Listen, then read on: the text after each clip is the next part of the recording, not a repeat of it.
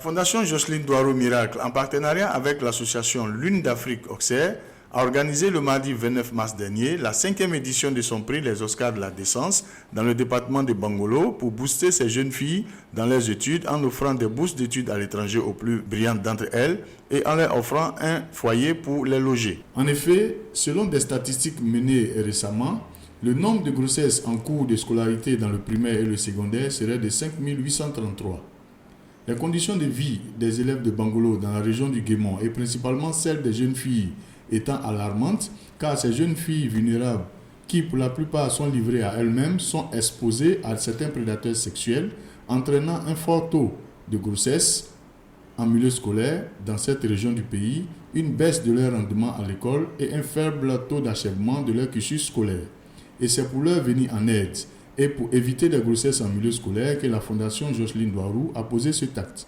Cette cérémonie qui se tenait dans l'enceinte du lycée de Bangolo et qui a été parrainée par Ange Joe s'est déroulée en présence de Gaha Roger, premier magistrat de la commune de Bangolo, de Shérif Brahima, préfet du département de Bangolo, des chefs coutumiers du département et du corps enseignant du lycée. Après les allocutions de Yao Norbert, proviseur du lycée moderne de Bangolo, le maire et du parrain, dans lesquels ils ont félicité la fondation pour cette action salvatrice, la fondation a tenu à féliciter 12 filles de cet établissement ayant eu plus de 14 de moyenne au cours des 2 trimestres derniers. Shérif Brahima, préfet du département de Bangolo, a, dans son adresse aux élèves présents, profité pour leur donner des conseils. À tourner le dos à la tricherie, à tout ce qui est paresse. On voudrait compter sur vous. Nous sommes fatigués des résultats qui sont en deçà de la moyenne nationale. À Bangolo, il est bon que vous prouvez que vous êtes des élèves intelligents, que vous prenez votre travail au sérieux, malgré les difficultés. La Côte d'Ivoire a besoin de vous. Alors, il faut travailler, il faut travailler, il faut travailler. Il est bon que nous rehaussons l'image de Bangolo. Parce que ces dernières années, les résultats sont catastrophiques. Mais vous avez des capacités. Vous avez des capacités. Il faut croire en vous-même. Il faut accepter d'aller de l'avant. Moi, je voudrais compter sur vous, surtout les jeunes filles. Vous le savez, le gouvernement a toujours prôné l'excellence.